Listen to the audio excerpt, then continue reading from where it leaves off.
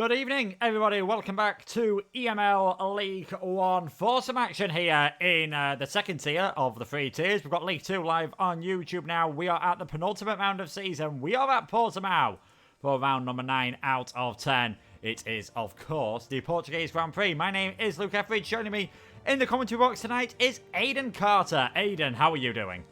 I'm doing very well, thank you. Good to see you again after our Monday night commentary gig as well. And yeah, looking forward to another round of the EML Championship right into the thick end of the season now, aren't we? Only 2 rounds to go, Portugal and then Abu Dhabi in a month's time. And as if the Championship couldn't have been closer, it's gotten closer and closer over the past 2 rounds. And it's looking like a really, really exciting title fight to round off the season. Yeah, it's all the way through it has really looked like that two-way battle, but things just seem to be heating up another notch after last time. If you weren't with us about a month ago at the Imola Grand Prix at the Autodromo Enzo A. Dino Ferrari, it was a 1-2 for Relentless, their second of the season. It might have been QVR Campbell who qualified on pole position for the QVR team. They weren't able to convert that to a win, did still manage to finish 3rd and 5th, did the reigning League 1 champions, and that has really tightened things up at the top. It is now Relentless who are back on top in the championship. They have a 2-point lead over Clean Figure Racing, so mathematically, it can be decided tonight. Realistically, I think we all know it is going on to the final round in about 4 weeks' time. XL are now up into 3rd place. TTG dropping down after getting a points deduction for only having 1 driver last time around. CPI are up to 4th. Latam Formula Racing in 5th. And you can see the rest of the standings there. And this championship, you just never really know which way it's going to go. Relentless have probably had the pace throughout the season. QVR seem to have the consistency, but that second 1-2 of the season just put the Relentless boys back on top. Yeah, it did put them back on top, like you say. They'd had maybe a run of a couple of races where QVR just seemed to keep getting the better of them, and they weren't quite on the same level of pace. But last time out for them was a really, really strong result, wasn't it? And a lot of teamwork went into that one. It was a brilliant drive from both of them.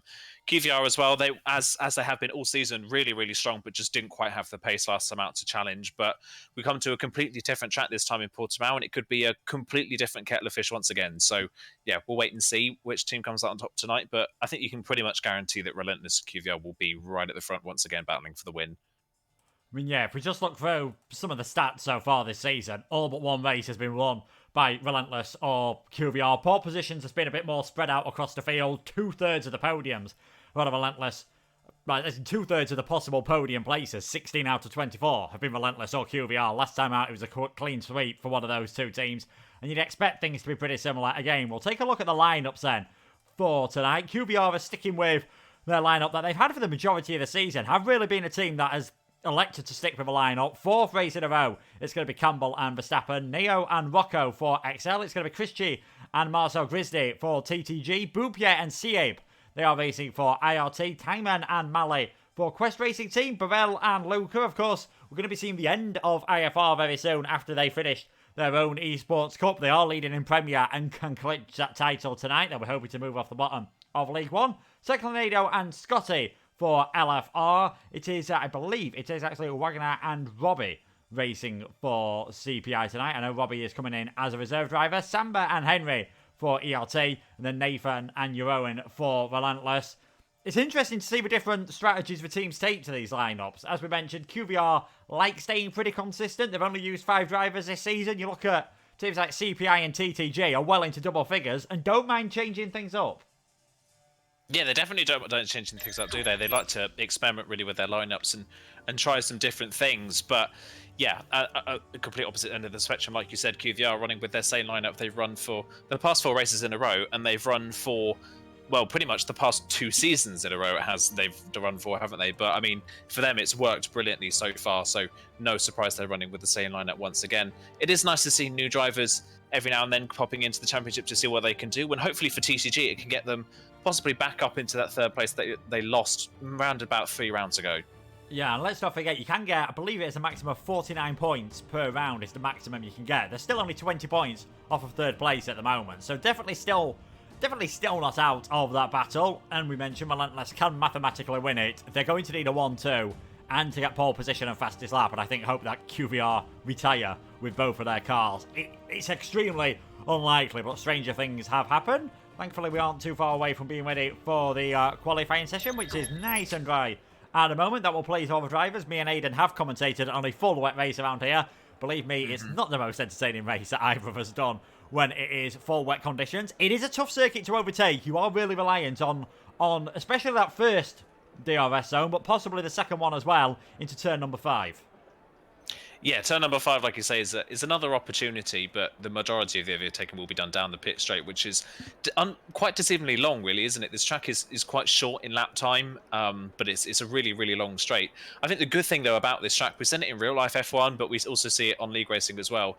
The nature of the circuit means that if you do battle down towards turn 5, it's actually fairly easy to run side-by-side throughout pretty much the majority of the lap until you maybe get to the last sector or so is when it really starts to tighten up. But you can see a lot of side-by-side battling throughout the field, throughout this track, really, the whole way through, which is a nice change of pace, really, for circuits, isn't it? We see a lot with modern-day tracks at the moment that it's just DRS fest and people just breezing past in a straight line. That's not always usually the case around here.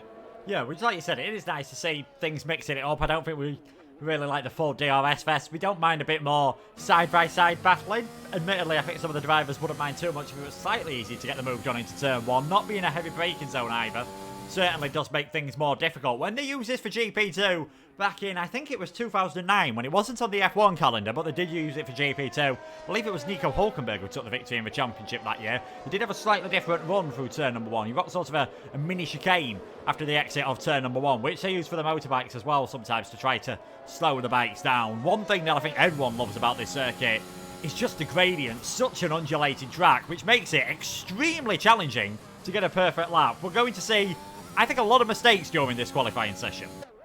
Yeah, definitely wouldn't be surprised if you see, like you say, the elevation change makes corners actually really deceivingly difficult. I think especially turn 8. That is one corner we're going to see a lot of in the race, especially, and in qualifying people struggle with. The car really bottoms out on the apex of the corner as it kind of almost has a little bit of a camber to the corner and goes uphill at the same time, so it's just unsettling for the car.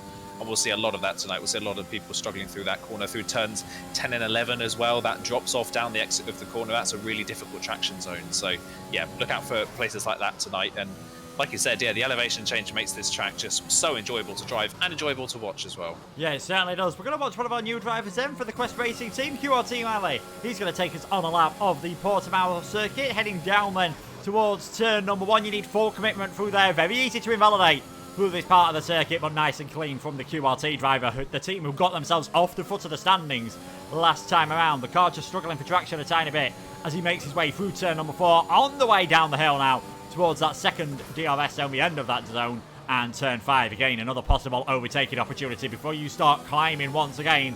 And this middle part of the circuit is all about having that speed in the medium speed corners here, nice and tidy through turn number 7, leading into turn number 8, climbing the hill once more. The car struggling for traction as you come over the brow of the hill, flat out then through turn number 9, and another one where it is very easy to lose the car as you make your way through turns 10 and 11, treating that pretty much as one corner if you can get away with it, and then out through turn number 12 into the sharp left-hander at 13. And then this is the last corner that you've really got to worry about in the dry, and it's all important to make sure you get a very good run coming out of turn number 14. Manley just lighting up the rear tyres there along this long right-hand corner. Don't be surprised to see him running out of deployment. That is a common theme on this track in a qualifying lap. Heads towards the line. 1:15.974 for the first representative time.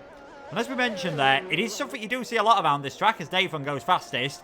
It's one of the few circuits where you've got to even manage your DRS manage your ERS, I should say, on a qualifying lap if you want to get the best performance.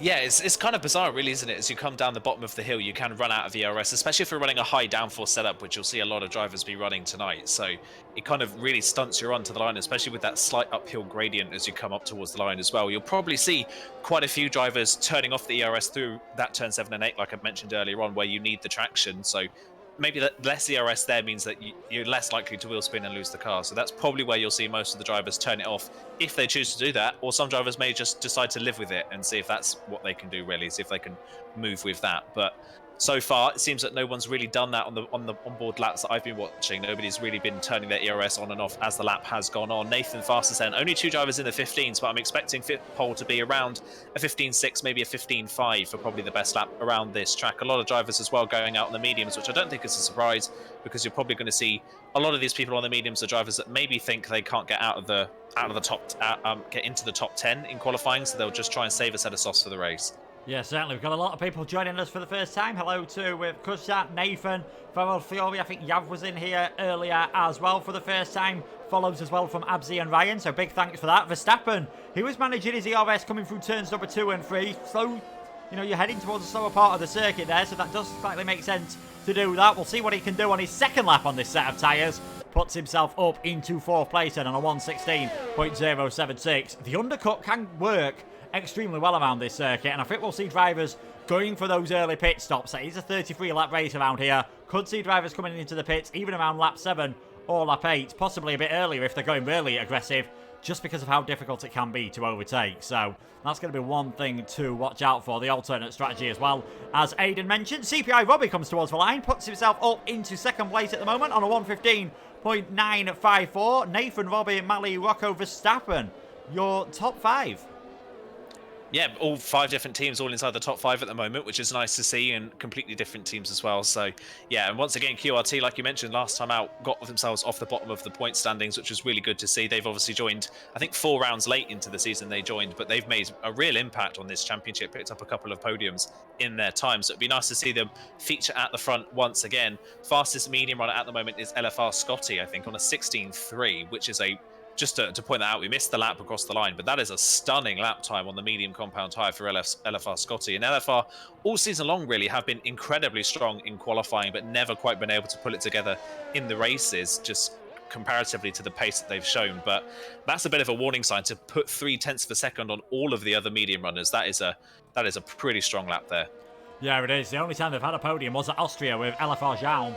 And that Austria was a bit of a strange race. I know some of the drivers were having desync issues. It was a wet race as well. So, not in a normal circumstance, have not really had things come together for them. QRT Fireman just slowing down at the moment. Boompia on a hot lap for IRT. They moved themselves up a bit in the championship last time. They are now up in 7th place. Still a bit far off that battle for 3rd. The only team, unfortunately for them, in this division yet to have got a podium. Will they be able to change things around this time as Boompia makes his way down towards turn number 1? We've already talked a bit about the setup. You need downforce on this circuit. All those medium speed corners will leave you a sitting duck in qualifying, but that also adds to the difficulties of overtaking in the race, because if you've got a great massive barn door with a rear wing on, as soon as you jump out the slipstream, you're going to slow down dramatically. Yeah, definitely. It's kind of the way of the game, really, isn't it? That a lot of drivers have been running relatively high setups, high downforce setups at a lot of tracks so far this season, and yeah, Portugal's no exception. Though you can run a little bit of a lower wing around here. If you think you can live with it through the middle part of the lap, it can gain so much time for you in that first sector, and especially down that pit straight, that it could make your car a bit more raceable. So you might see a lot of drivers that maybe aren't that strong in qualifying come good in the race, as their setup just seems to play better to that situation of just riding with Boompia there. He's gone completely wide out of turn 11, one of the corners I mentioned earlier on that could be quite difficult, and he's invalidated the time. So I imagine he'll probably be coming into the pit lane at the end of this lap to put another set of soft compound tyres on. But again, that's the tricky nature of this track. You step slightly out of line and you're very quickly punished for it.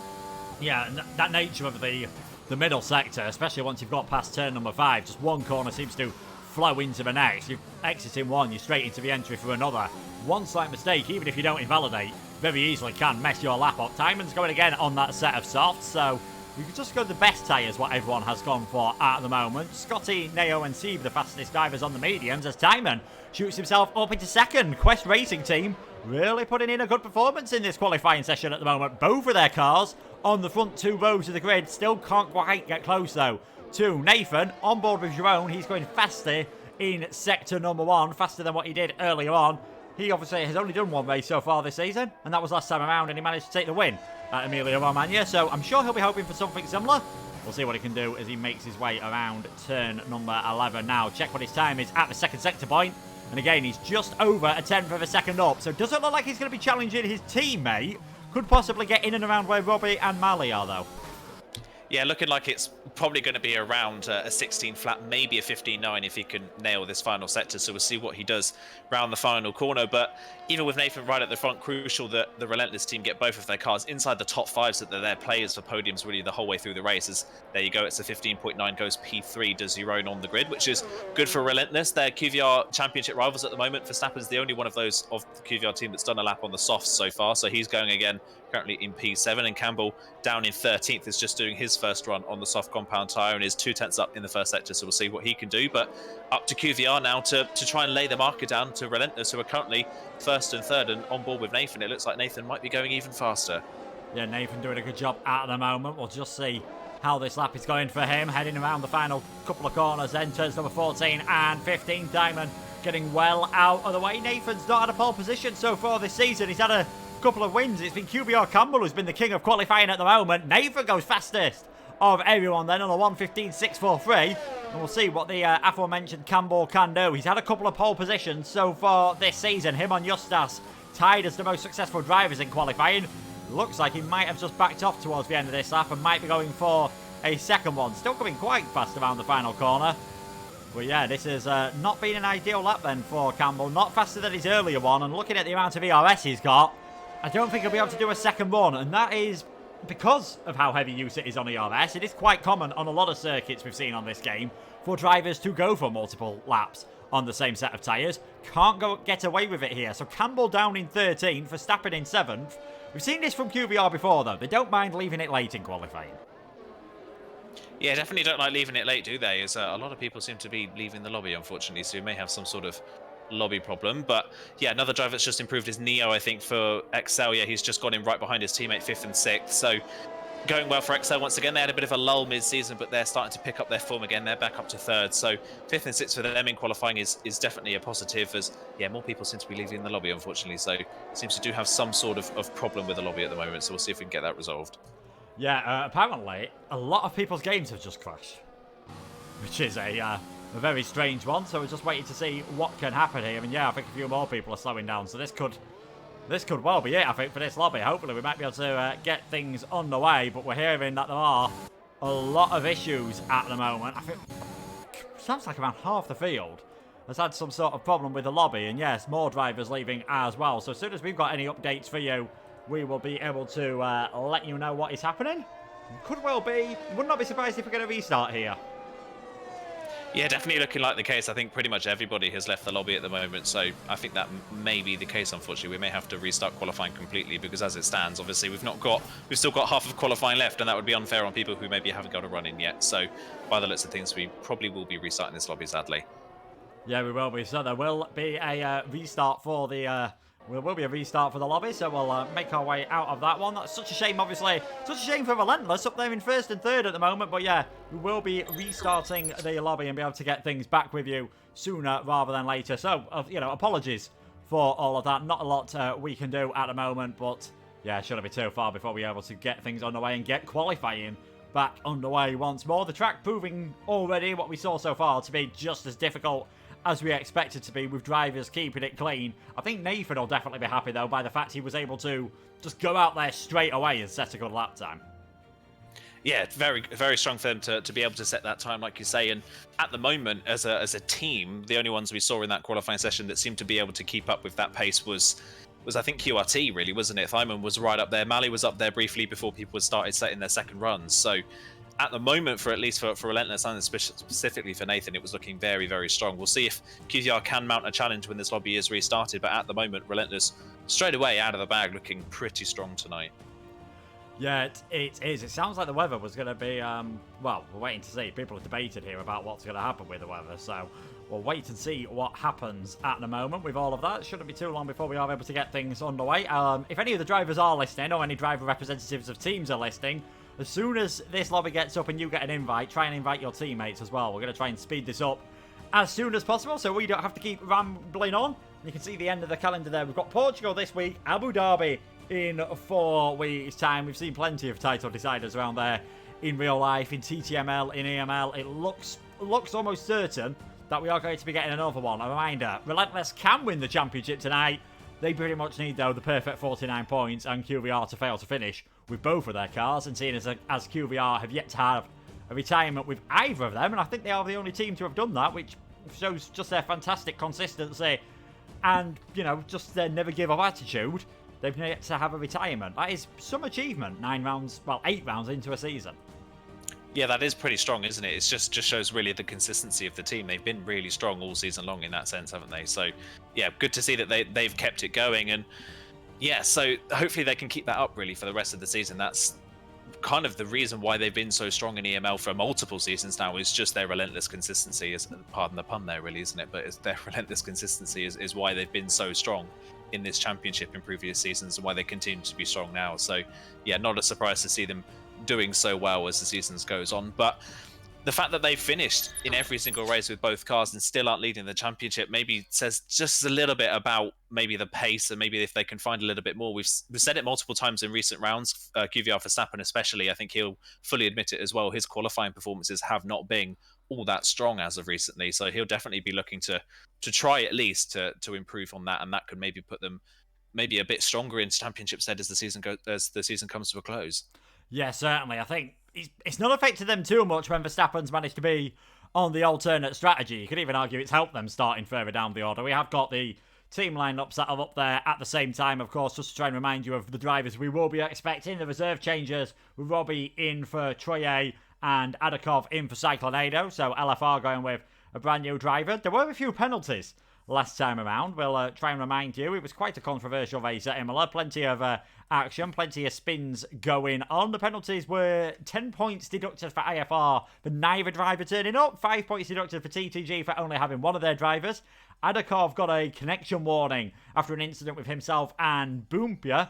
An IRT driver seemed to be involved in a lot of incidents. Two with the XL team, one of which resulted in a 5-second penalty for Hardy after contact with Boompia, and a contact between Gavi and Sieb resulted in a 5-second penalty for Gavi for the XL team. So both of their drivers picking up some penalties last time around. This is always an annoying situation for a driver, but at least if any of them have made any last-minute changes to setups for whatever reason, they've got a chance to maybe, make some more tweaks, especially if something hasn't worked. Yeah, like you say, especially if something hasn't worked, this, for people that were maybe struggling in the first session, this could actually be a bit of a blessing in disguise, really, couldn't it? That this is a second opportunity for them to make a little edit and maybe improve in this qualifying session. But again, for some people, they may have thought that one of their runs is something that they may not be able to match in this next lobby, and that could obviously impact them further as well. They could be further down than maybe they were first predicting. So it can play both ways, really, but I would say it definitely plays more into the hands of people that maybe coming into tonight not looking all that strong. Yeah, definitely. Judging by that session, it was sort of the usual suspects up towards the top. QRT having a mighty qualifying session. Both of their drivers getting up into the top 5 at one bit. We are nearly in there at the moment. We are trying to rush our way around and invite the drivers as quickly as possible. It's probably worth communicating this also to those in EML Premier. They'll be starting at 8:30. That will be streamed on the Twitch channel pretty much, I imagine, straight after the end of this one. So make sure to stick here. They'll all be uploaded to LRTV afterwards, and that is also where you'll currently be able to see League 2, their session going on there now. I believe the championship is over in League 2 actually, and it's Neverlast Racing who took the championship extremely early on. Definitely not over in here, definitely not over in Premier either. And it's impressive how just throughout the entire season, I know we spoke about they've had the consistency, they've kept the same drivers in, how QVR and Relentless seem to have always been there or thereabouts, no matter what goes off. Yeah, it seems to be the case, doesn't it? We've never seen them not be a factor in a race. Even if they've not particularly had the result they would have wanted, they've always been some sort of factor in the race going into it and coming out of it. And so, yeah, kind of strange to see them not really stumble at any hurdles yet. They've not had that stumble yet. Maybe a stumble is coming for either one of the teams in the final 2 rounds, but it just seems they have drivers within their lineups that are just so easily able to adapt to the different circuits. And of course, a lot of the tracks and a lot of this game is about circuits that suit you. There are certain circuits that feel completely different to others that may suit some, and others may struggle on a lot. So it just seems that both lineups have drivers that can easily adapt. And well, I say that QVR have been running with the same 2 drivers for the past 4 races, so very obvious that Verstappen and Campbell are 2 drivers that are just easily able to adapt to really any situation.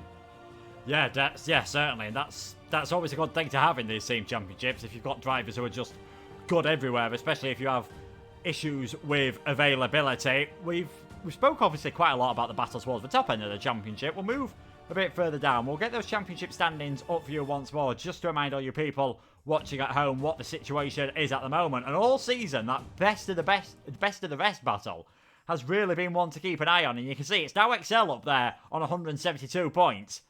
It's only 20 points back to TTG in 6th place. Even, Elite Racing Team have got half a chance of getting that position if they can step their game up as well. See, at least 4 teams, possibly 6, still with a chance of finishing in the top 3 at the end of the season. Yeah, still a lot to play for in those final rounds, really. And they've kind of, the problem with the battle for P3 is they've kind of had what QVR and Relentless haven't had this season, which is a lot of the teams have had rounds where they've just kind of been completely invisible for no apparent reason, and then been really strong at the next. I think XL are a great example of that, where they were really strong at the start of the season, and in recent rounds they've had really good results, but midway through the season we kind of really didn't see them for a bit, did we? For a couple of rounds in a row where they were qualifying and finishing outside of the top 10. So that's why they're obviously a bit further back, but it is nice to see that there is still loads to play for all the other teams that are a bit further down the standings. I still think the standout, though, in that battle for third has got to be CPI, hasn't it? They missed the first round of the championship. They've picked up a pole this already so far. They've been factors in pretty much every race since they've joined. They've done such a good job, and the fact that they're fourth, having missed a round, is a really, really strong achievement.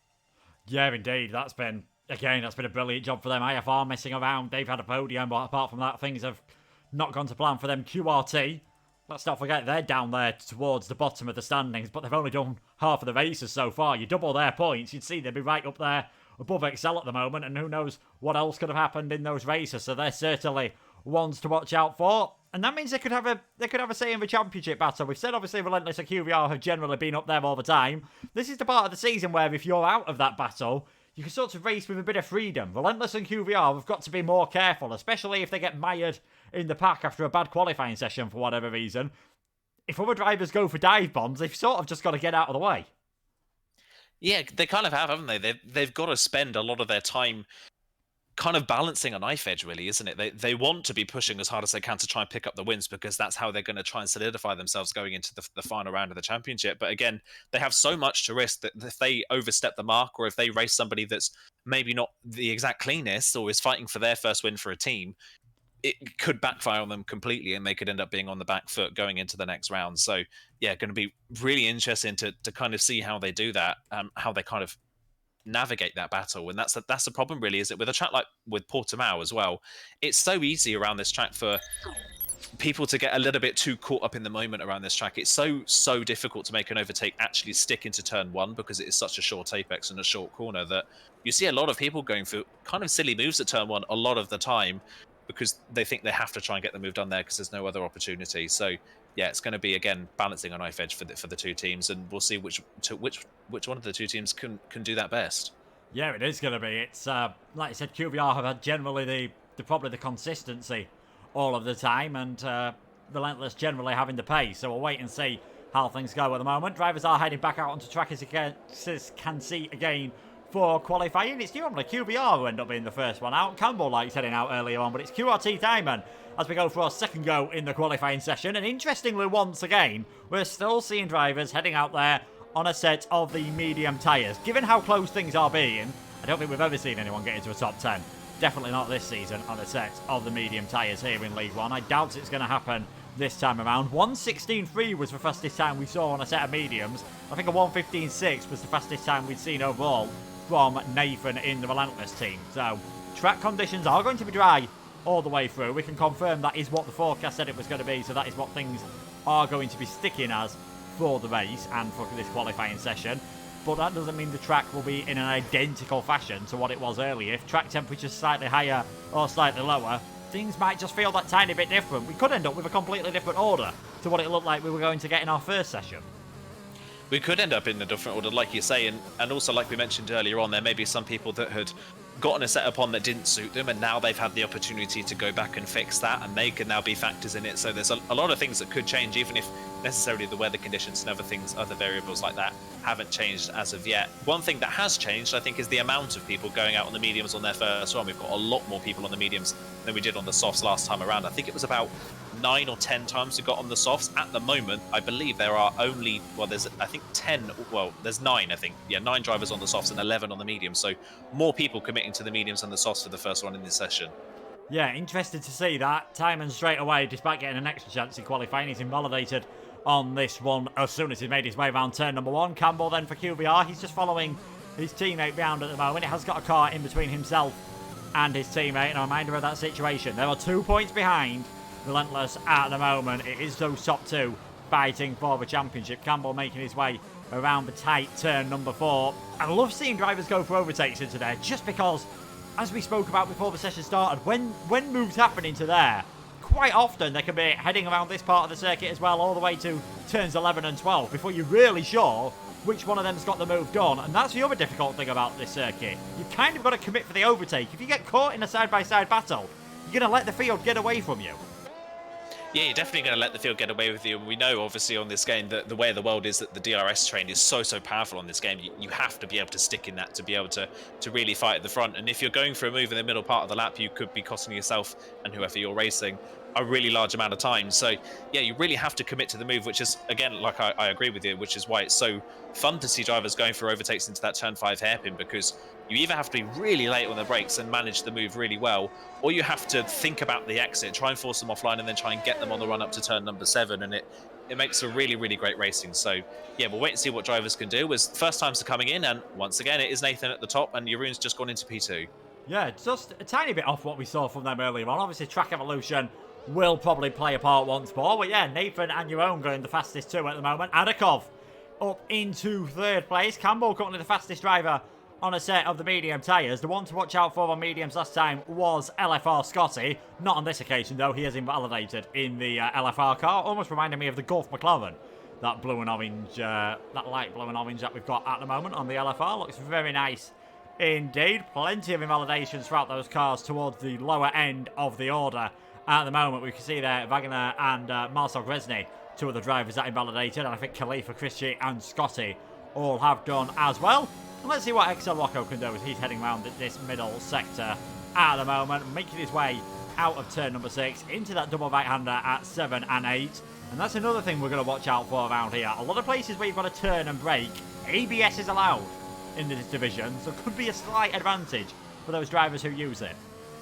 Yeah, I think definitely around a circuit like this, it could definitely be an advantage. There's a lot of long braking zones that kind of travel through a corner as well. So that's especially where you're going to see the benefit. You see it in places like Bahrain, turns 9 and 10, that's the benefit. Turn 10 and 11 here is a bit of a braking zone through a corner. So that would definitely help those drivers that run that. So yeah, interesting to see which drivers do come out on top. And if there are any drivers in that aren't running assist that can really fight at the front, we'll wait and see who can do so later on as Rocco crosses the line and does a 15.9, which I think is about 0.005 of a second faster than he went in the previous lobby. So a good first lap for Rocco and XL up there on the front row of the grid at the moment. Yeah, great consistency from Rocco then, putting in a similar time. There's second place for him. Neo, his teammate on the set of the mediums, is down in 11th, but it is that relentless 1-3. QRT Malley is up there once more. We'll see what Scotty can do. Was the fastest medium runner last time around, heads towards the finish line.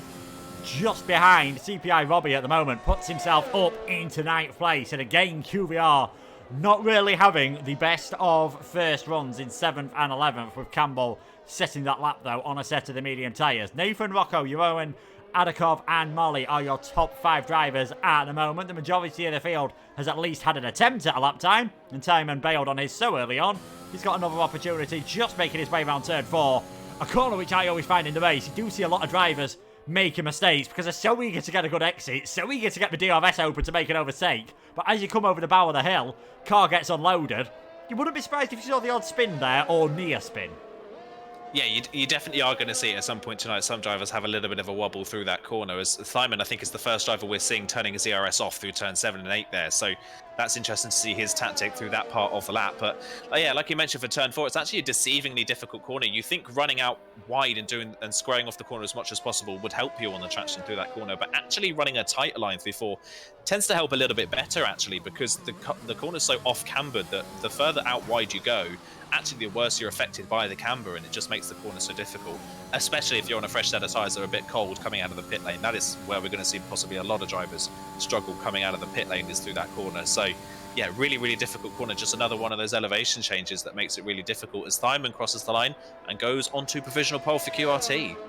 Yeah, very good lap time then. So those that were quick earlier on, funnily enough, they've done enough laps around here, I think, in practice, that we are seeing very similar to the times we were getting in that first time. And Timon goes fastest of everyone. IFR Luca on a hot lap at a moment. I think QVR Verstappen has just started one as well on his set of softs, but we'll see what Luca can do for the IFR team. Has raced for them earlier on this season for that academy team. And a reminder, that Premier will be on later. Because of the delay to this session, Premier will be on League Racing TV's YouTube channel. So we'll put a link to the chat for that later on. As Luca goes up into 9th place at the moment. Verstappen was 400ths of a second up, but he has invalidated. Yeah, invalidated in the middle part of the lap there has Verstappen. But yeah, before that, Verstappen off that top 8 bunch was the slowest of the soft runners. So again, for Verstappen so far in the session, not looking particularly strong. We're still yet to see the best from Campbell, of course. He's now out on the soft compound tyres. But interestingly, he's only found a 10th of a second in the first part of the lap. It is usually the middle part of the lap where you find the time between the softs and the mediums. But still, that's not maybe the strongest first sector we will see tonight from Campbell on that set of tyres. Neo, another one going out now on a set of soft compound tyres, having done their first run on the medium. So we'll see him through the middle sector, what his improvement is. He's half a second up, but he's about 2/10 down on what Thyman was doing at that point in the lap. So looking strong for Neo so far this lap. This should probably put him in around where his teammate is. Yeah, we've got some support for a few more teams coming through the chat. Esports Wales, of course, they're in our 2nd division. We've got some support from CPI's manager, Lazy the Twig. We've got LFR getting, as they always do, the Brazilian-based team, always getting plenty of support here at EML. Neo heads court to Oscar Line. 1:16.055 then puts him into 5th place for now. So it looks like Excel are having a slightly better session than they were last time around, as Jeroen makes his way down the hill in towards turn number 10 and 11 now, just coming over the brow, heading down once more. We'll see what his time is. 2/10 up at the moment. Finds an improvement in the final sector. This could be the fastest time of all. It definitely could be. It's looking strong lap so far from Jeroen, who in the previous session had only just been able to get a 15.9 in the previous one. So it looks like Jeroen's one of the drivers that has maybe benefited from this. He's found a bit more time as he comes down the hill and up to the line for this lap time. We'll see what he can do then as he crosses the line, and he does go onto provisional pole with 15.7. So he's found 2/10 from the first session to this session. So that is a really good improvement for Jeroen to go to the top of the timesheets. And Nathan is just coming through the first sector now. He's already beaten that in the previous session with a 15.6. So we'll see what he can do. He's already a 10th up in the first sector. So looking really strong for Relentless at the moment. Campbell crossed the line and can only manage P9 at the moment for Campbell, which is very unlike what we've seen. Verstappen maybe has struggled in the past in qualifying, but Campbell is always at the front of the field in qualifying. He's picked up a couple of poles, but only P9 so far for Campbell.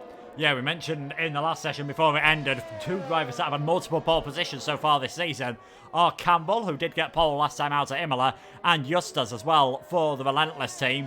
They're doing 9th and 11th though, are QVR. 11th's not a bad place to start. 9th is possibly one of the worst places to start on the grid. Nathan doesn't look like he's going to have any worries with that though, coming just through the final couple of corners for now. Can he make it? A Relentless 1-2 with just under 7 minutes to go in this session. Relentless Nathan heading towards the finish line in that purple liveried car. What's it going to be? 1:15.669. Takes provisional pole position off his teammate. It is looking very good for them at the moment. LFR Adakov, he improves on his time, gets himself up into 4th position for now. Marley, he's just coming through sector 2 at the moment. He's 6,000ths up on his personal best, so not really setting the timing charts alight too much. We'll see who else is heading towards the end of their lap. I think Boompierre coming through the final corner. This is not really a representative lap time from him. Marley just making his way around the final corner now. 8th place at the moment, really taking a lot of curve through turn number 15. We've seen drivers, wanting to take a tight line through there. I'm not sure I've ever seen it quite that extreme before. He goes up into 6th place, instantly beaten by Seeb. That's a very good lap time from the IR team, man. We said they're the only team yet to have a podium this season. Seeb in 5th place at the moment. Who knows what could happen? Yeah, who knows what could happen. That is a pretty strong lap time from Steve and from IRT as well. Like you said, the only team without a podium so far this season, and nice to see them now at the front of the field. Whether they can hold that for the rest of the session remains to be seen, as I was just on board with Thyman. Was looking like he was going to improve, but has run a bit wide through 11 and lost the car. Just managed to save it, but that is his time invalidated. So Thyman, at the moment at least, it seems like QRT Thyman's the only one that can really get within range of the 2 Relentless cars as it stands, which is really bizarre to see that the team in 9th at the moment seem to have the second strongest lineup in qualifying as it stands so far. Rocco invalidated his run on the previous lap and has gone again, and also invalidated this one. So Rocco at the moment still P6, but hasn't been able to improve on that first run in the session.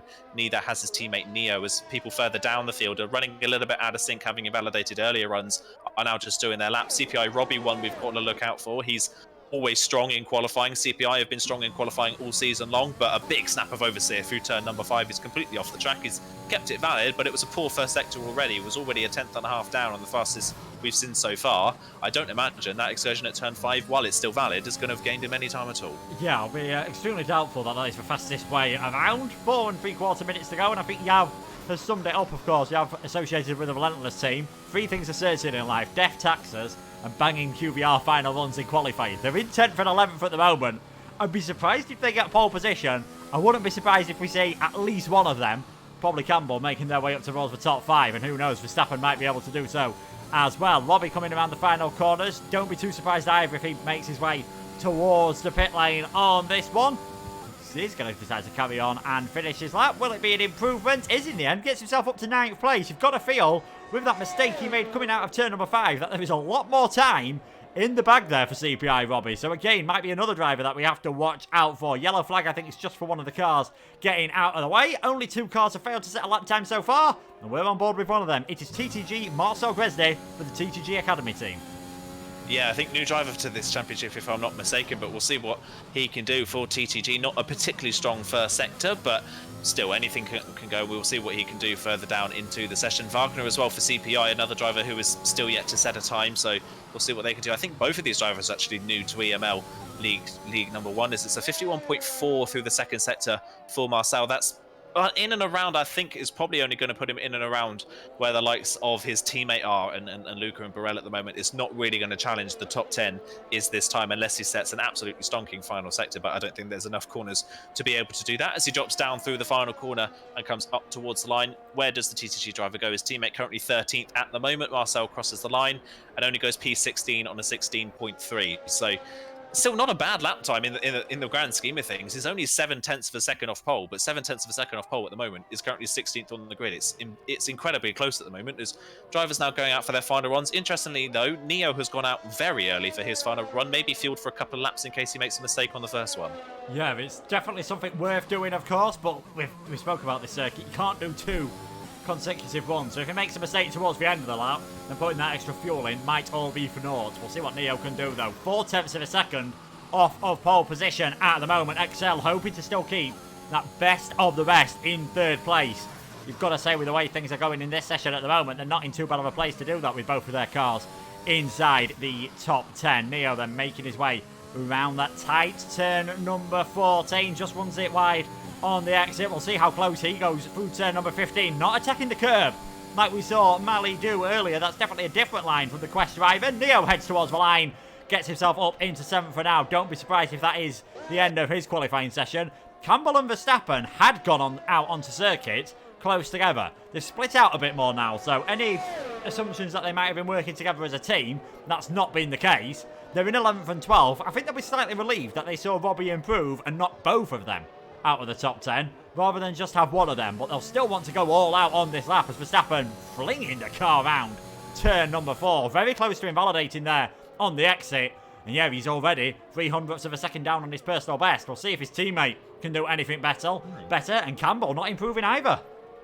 Yeah, not finding any time in the first sector. I wonder if they were maybe a little bit distracted by the traffic coming out of the pit lane. There was a lot of traffic coming out, especially for Verstappen. I wonder if he was maybe a bit distracted by that. Nobody was blocking, but it can just put you off. So we'll see them through the middle part of the lap. Was on board with Neo for his full lap as well, when Neo was Verstappen's almost running into the side of, I think that might have been one of the IFR cars there. It was just a little bit on the racing line, but wasn't too bad. Verstappen a 10th up now in the middle part of the lap. What is Campbell doing? Campbell's backed off. Campbell can't find any time at the moment, which is really interesting to see that Campbell's struggling so much in this qualifying session. And as I was saying, yeah, Neo on his lap had a really poor middle sector, so he is going to go again on that same set of tyres. Verstappen then up towards the line, currently P12 for QVR. This is not going to challenge for pole position as he crosses the line, and it's only P8 for Verstappen, and there's still drivers behind him yet to set improvements on their time. So fear for QVR here that possibly, potentially, if Campbell can't get in a good final run here, there is the potential that both QVR cars could be out of the top 10 here. Yeah, and that is so unexpected from them. Pretty much everyone is out on track at the moment, apart from Marcel Gresde. Regner going a bit wide, coming through turn number 1. He's backed off on that one. He's going to be starting way down in the last place. Khalifa improving at the moment for ERT. He finds himself a bit marooned. He's the only driver that's set a time that is not within a second of pole position, but he's already gone 2 temps up on his personal best. Yellow flags as drivers are just backing off, trying to create themselves a bit of space, trying to get out of the way, of course. If they have set laps earlier on than everyone else, just trying to see who's getting towards the end of a lap at the moment. I think that's one of the CPI cars. That's going to be Robbie, just about to start one of his, he's just about to start a hot lap as...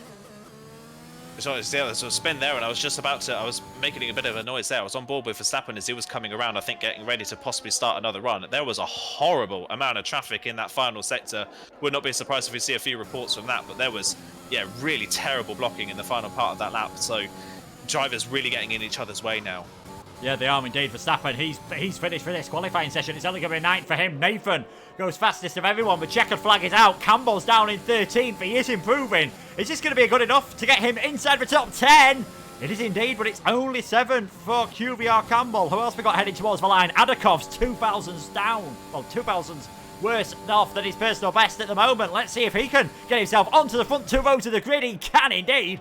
It is 3rd place for Adakov. Yurowan, he's pushing extremely hard at the moment. Has a bit of a wobble, has a massive wobble, and he's all the way around. So it's 1-2 for Relentless at the moment. We'll have to wait and see if it stays that way. Diamond gets himself ahead of Adakov. He's up into 3rd, just 1,000th off what we saw Yurowan did. Who else is heading towards the finish line? ERT Samba at the moment. He's in 12th place. Can he sneak his way into the top 10? Does he want to sneak his way into the top 10? 11th place. Probably won't be too upset about that one. Bobby dives his car towards the pits. Scotty had fantastic pace on a set of the medium tyres earlier. He's just not really been able to do anything on the set of the softs across either of the sessions. So we'll see what LFR Scotty can do. Another driver making his debut in this series. Heading towards the finish line for the Latam team. What's it going to be? 2nd place for LFR Scotty then. 2nd and 5th for them at the moment. They are having a fantastic session. Sieb has backed off of his lap. Rocco's just making his way back towards the pits again. But it is Nathan on pole position. Almost the perfect session for Relentless. Yeah, like I say, it was almost perfect for them, wasn't it? Jeroen, just a mistake on that final run, wasn't able to get a final run in. That is probably cost them a front row lockout. But either way, 1st and 3rd when QVR are 8th and 11th is really good for them championship-wise. I think Verstappen will be somewhat relieved, actually, that Scotty went faster because he would have been in 10th otherwise. And that is, like you said earlier on, probably one of the, if not the worst place to start on this grid. So he'll at least be the lead person on the alternate strategy at the start of the race. And we've seen Verstappen perform very well on alternate strategies before. Campbell, though, is only 0.4 of a second off pole position, but 8th on the grid for Campbell is not really the best we've seen for him so far, and that puts him in a really difficult spot in the race. He's got to make his way through a lot of people on the same strategy as him, and there are plenty of drivers in front of him who were trying to prove a lot for their team, really. Both LFR's cars are in front. Krishy right up there for TTG, so is Sieb. He managed to hold on towards the end of the session, so there's a lot of drivers in front of Campbell that have got a lot to prove. Yeah, they have indeed. What the performance at the moment would have been good enough for Relentless to win the championship. If they finish as they're starting, though, and that is a big if, I'll be very surprised if they do that, especially with Verstappen being on the alternate strategy. Relentless would almost, you could say, have one hand on the championship going into the final round. As J-Core mentioned, it is solid from Neo and Rocco, both of those in the top 10, but towards the lower end, might be a bit tough for them to get things to work out in the race. But it is Nathan on pole position then for Relentless. That is their 3rd pole position this season. The first time they've had a pole sitter, that wasn't Justas. Scotty in 2nd place. Great performance on debut. Yurowan in 3rd. Timon continuing his good form for QRT in 4th position. Adakov 5th. Christie sort of going under the radar until the end of that session in 6th. Sieb, Campbell, Rocco and Neo rounding out the top 10. Then it is Verstappen, Samba, Mali, Robbie, Luca, Burrell, Bumpia, Mossel Gresnik, Khalifa, and we still didn't get a time from CPI Wagner. Really seem to be struggling to just keep things clean then. That is the qualifying session. Mentioned almost perfect for Relentless. Again, a lot of mistakes, especially towards the end of the session. Everyone just seemed to be gathering in that final sector. Yeah, I think everybody, as we've seen a lot on this game, you can see obviously that the track development means that the track is always at its best right at the very end of the session. I think too many drivers almost were trying to capitalise on that, and they left it so late to go out onto the track that they were just kind of fumbling over one another, and the people that were on laps before that were just getting caught up in it. So I don't know if Verstappen was trying to go again for another run. He was potentially he was on a fast in lap, definitely. It was either a fast in lap or he was trying to get enough time for himself to be able to do another run. But either way, he was horribly compromised in that final sector by people who were just trying to get out the other way of other people on slow laps. So that's why we see a lot of that traffic in the final sector. And the final sector doesn't really bode well for traffic, does it? Because you've got 2 very slow corners, and then it's a really, really fast run all the way through the final corner. So you have to back off at the very start of the final sector to be able to make a gap. So yeah, would not be surprised if we maybe see a few stewards reports from that one at the end of qualifying. Yeah, we'll have to wait and see if that is the case. Nothing's popped its way into the chat at the moment, which is always good news. It means the drivers aren't too complaining about that, but who can blame them? They've got a race to focus on here at the Algarve International Circuit in Portimao. 4.653 kilometres, 2.891 miles, 2 DRS zones, and 15 corners across a very undulating circuit. 9 to the right and 6 to the left as we take a look at what is genuinely, I think, one of the most mixed outside the top 10 tyre strategies we've seen drivers go for. All 3 tyres being represented, the majority on the mediums, both CPI drivers on a set of the soft tyres. Very interesting from Samba, though. He's going for the hards. He is going for a very long run into this race. Yeah, I'm a little bit baffled by some of these strategy calls. I would have thought that, as with most of the tracks, it's pretty obvious that the medium soft is the better alternate strategy here. I don't think the hards would really be a viable tyre unless there's a safety car in the first couple of laps of the race, in which case, if there is, Samba's not in a good position at all. So I'm not sure as to why Samba has gone for the hard compound tyres. You never know. He might know something we don't. We might just prefer those tyres, and it could play out in his favour. I'm a little bit surprised by both CPI cars as well going for the softs. Maybe one of them could be expected. I think Robbie was a bit out of position for his overall pace, so he may think that he can gain a few places on the 3 drivers in front and get in that soft train fairly early on, which is a smart move. Wagner, right at the back, if he wants to get to that soft train, has got to do a lot, and we saw him struggling a lot in qualifying to keep the car on the road. So I don't know if there's Wagner, this strategy call, I think the only way this works for Wagner if there's a fairly early safety car which he can benefit from. Yeah, safety cars not really too common around this circuit. There is plenty of one-off area. I've seen drivers get disqualified around here for having a spin and then coming back onto the track a few corners later. So that's something that I'm sure everyone will be hoping to be careful of, and they'll certainly be hoping that that does not happen to them. And it is Nathan with the best view possible. He is on pole position here then for the Portuguese Grand Prix in EML League 1. Jeroen in the 3rd place for 2 QVR drivers down in 8th and 11th. What can Verstappen do? He loves an alternate strategy and always seems to get good starts to this race. As many soft runners as he can get ahead of, that could certainly be good news for him. He's just pulling into that grid slot then in 11th place. We'll wait for the final few cars to get into position, and then we'll be able to get underway with the Portuguese Grand Prix here on League Racing TV. We're waiting for the lights to start coming on, and there we have them. 5 lights, people! And we're underway for the Portuguese Grand Prix, and it seems like Scotty's got an absolutely fantastic start there on the inside of Nathan, going side by side, and he's going to take the lead into turn number 1. It is Scotty who leads the race with 2 relentless drivers almost making contact there. Adakov and Timon going side by side with each other through turns number 1, 2, and into 3. Timon just coming out ahead of that one, but it is Scotty, Nathan, Jeroen, Timon, Adakov, Christy there, Rocco also trying to get involved in this. Verstappen already fighting with Sieb. Verstappen going very late on the brakes all the way around the outside of Neo and Sieb there. Is that one going to work out for the QVR man? He's going to have the better line on the exit of turn number 5 there, and just going to find himself getting squeezed slightly by the IRT driver, who's not really had the best of starts to this race. Them soft tyres, so still giving him better grip at this point. And it looks like he's been able to hold on, so that is very good driving then from Sieb in the early parts of this race. Scotty, though, with an absolutely superb start from him. He was almost ahead as soon as the lights went out. Scotty's into the lead. Nathan and Jeroen in 2nd and 3rd.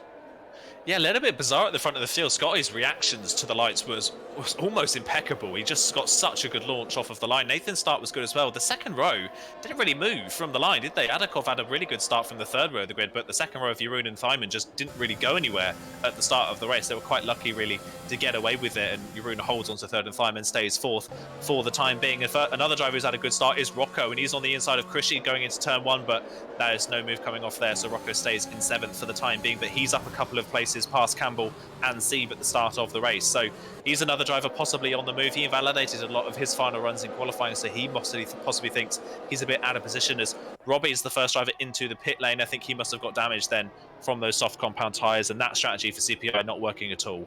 No, it's not worked out for him. Worked out okay for his teammate. He's gained a few places above the medium runners at the moment, and the field is still very close together, which is good news for this man. QBR Verstappen leading those medium runners.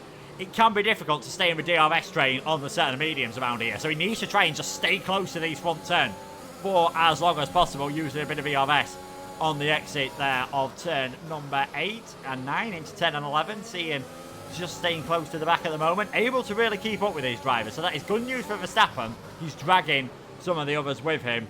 Don't count him out for a podium yet. I think it's going to be difficult, but I would not write him off. We've done that a few times this season, and we've paid the price towards the end of the race. Scotty, though, trying to break away. First time they'll be able to use DRS is on the run down towards turn number 5 on the next lap. Got the gap up to about half a second at the moment, and it is another fastest lap of the race. There will be a bonus point awarded to whoever gets the fastest lap, and of course already we've seen Nathan get that bonus point for pole position for Relentless, which is good news for them as Verstappen and Sieve, and this time Verstappen has managed to make the move done. He's up into the top 10. Not been the greatest of starts for Sieve. I wonder if he's picked up a bit of minor damage somewhere, because seems to be really struggling on those softs.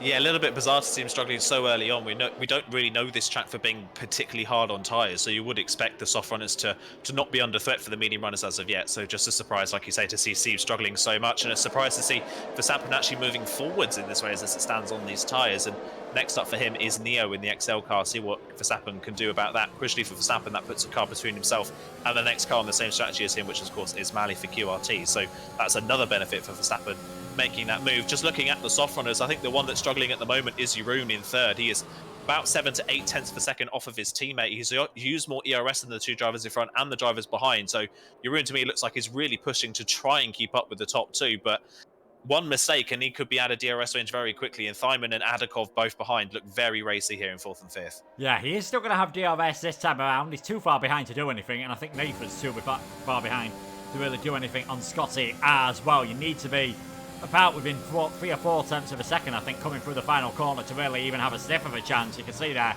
just pulling out of a slipstream, can't do anything. Rocco close to Chris G, but in this DRS train, nothing can happen. The entire field, apart from Robbie, is within this DRS train. The longer this carries on, that is good news for them on the alternate strategy. Rocco thinks about taking a different line through turn number 4 to see if he can get a better exit on Chris G. This is just the nature of this track, proving himself. Very difficult to overtake, especially if you're in the train. We could only be a lap or two away from someone on the softs thinking, you know what, this just isn't worth it, and coming in, possibly even thinking about a set of the hard tyres. Yeah, definitely potential, really, is it, for someone to come in. But Samba, surprisingly actually for Samba, I thought Samba would plummet through the field. He's dropped a few places from the start, but he's also keeping just within this DRS range, which on those hard compound tyres, I'm pretty surprised he's doing, if I do say so myself. I thought those hard tyres would be woeful at the start of this race. So far for Samba, at least, it's not working out too badly. So we could see someone in for a set of the hard compound tyres as Wagner. I think just extending from his problems he had in qualifying is the first driver to pick up a time penalty in this race, and they will be fairly common around this track, will time penalties. I think the one worry, though, for some of these soft runners is the pace that Robbie's proving at the back of the field on his own without DRS at all. He is setting fastest laps of the race, so that is just proving that the medium tyre is looking very strong. As Nathan now on the run towards turn 1 is down the inside of Scotty. Scotty tries to hold it around the outside, but the nature of the corner means Nathan gets the move done fairly easy. Yeah, Nathan then back towards the lead of this race, was just a tiny bit closer into turn number 1 and was able to get that move done. Can Scotty fight back then on the run down towards turn number 5? Looks like he's too far behind on this occasion to really go for anything. Just feints to the inside slightly. Nothing doing there. Sieve was trying to close up to Verstappen. Still looked a bit quicker in the middle sector than the QVR man did. Sieve just not really able, obviously, to do anything about it. As Rocco and Chris G, they've been close for the last few laps. And XL Rocco has managed to make that move done. We said starting 9th and 10th might not be the greatest thing in qualifying. Rocco's gone up 3 places. Neo has gone up 1 place. Biggest winner at the moment is Wagner down in 16th place, gaining 4 places. And one of those places he gained, obviously, because of his teammate having issues. And that is Robbie, who has dropped down 6 at the moment. Lap number 5, Nathan back towards the lead of this race and just doing what he needs to at the moment. Jeroen seems to have closed back in a bit, seems to be able to get his ERS back up to a fairly normal level. He's at about 60%, slightly less than those two up ahead of him. You'd expect now maybe Nathan will be burning a bit more now that he is stuck in this train. And everyone staying out on this occasion. Rocco with the fastest lap of the race. Verstappen, DRS open on the back of Neo. Nothing doing for him. And Sieve likewise not able to get onto the back of Verstappen. And now Samba has dropped outside of DRS range, and Wagner still, even with the fresh soft tyres, even with Samba not having the DRS, the CPI man unable to make that move stick for 15th. Yeah, just can't find a way through, and just really struggling in the race so far, as Wagner just not been a particularly strong round tonight so far, it seems, for either CPI driver. They've really struggled in qualifying, and in the race so far they can't seem to march their way forwards. Another driver that's just starting to struggle as well is Luca in front. He is starting to just ever so slightly fade off the back of the rest of the medium runners here. He's pushing a lot to try and keep within DRS range, but he just ran wide there through 7, so I wouldn't be surprised if that's a track extension warning for the IFR driver. And Burrell as well, another one. So as the soft runners get faster, they're kind of dragging some of the medium runners around in Verstappen and Mali, and then possibly potentially dropping the others in Burrell and Luca, who just don't have the same race pace at the moment.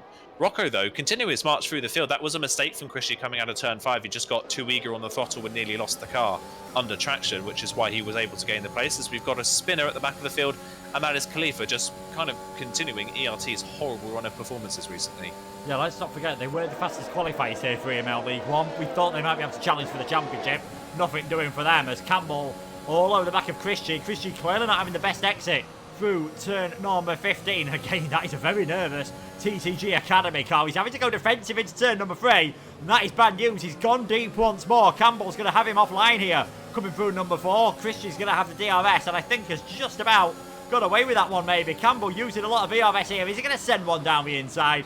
Too far back, but again, Krishy making a mistake into turn number 5. Campbell's used a lot of VRS in the early parts of this race, and I think if he had a bit more in his battery there, we'd be seeing him up in 7th. Yeah, he would be up a place if he had a bit more to use, but he's derating all the way halfway down the straights already, so that extra power that he's maybe searching for is already gone, and that's a worrying sign that in a train this long and this close, he's still used that much ERS. That's a bit of a worry for Campbell. If the train does break up maybe in the pit stop phase, or if he loses DRS range, he's maybe not got particularly strong race pace at the moment. He's got another yellow flag, and that is Khalifa that's gone for another spin, this time at turn 8. By the way, at turn number 5, sorry, Scotty got the move back done on Nathan and into the lead of the race. So they're just kind of trading places at the front. Nobody really wants to lead this race from the front for the full distance. They don't really seem to know who's the fastest at the moment. Scotty leads, but Nathan's just going to come straight back at him at turn number 1. I think these two are just really evenly matched at the moment. Yeah, and of course, by working together and not what we see sometimes, Saudi Arabia being a prime example, where drivers really don't want to be in the lead of the race. They're dragging each other along, but that's not splitting the train up. Things are staying really close together at the moment. So those two still fighting hard. We saw also Timon all over the back of Jeroen. Samba's lost the place to Wagner on this occasion. So that is a swap for 15th and 16th place. And Campbell nowhere near the back of Krishy on this occasion. Nowhere near really being able to make the moves work. The soft tyres still lusting well. Now is around the point where we said you'd ideally see an early pit stop. Some of the drivers might want to go on a bit longer. I think we'll have seen the majority of the soft runners in by around about lap 10 or lap 11. Some of them might stretch it towards 12, 13 or even lap 14 if they're feeling brave, as Khalifa's race goes from bad to worse with that 3-second time penalty. Still though, Nathan, Scotty and Jeroen up at the front. Jeroen really starting to get under some pressure at the moment from Timon, who is doing a fantastic job on his ERS management. 86, nearly up to 90% there as they're coming through turn number 14.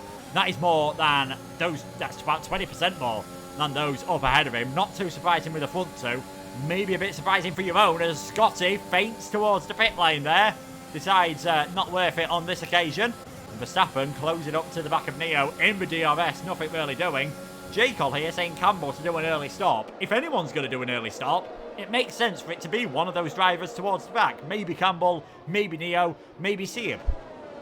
Yeah, they're probably the ones that you would expect. The only problem for Campbell doing an early stop is that because, oh, it's Campbell, my word, on board with him there, had a massive snap of oversteer through turn number 4. That was really lucky to get away with that. But the problem with Campbell doing an early stop is that he's got no ERS really to play with. So if he comes out of the pit lane, he can't really push that hard on the outlap because he doesn't have anything in his back pocket to use.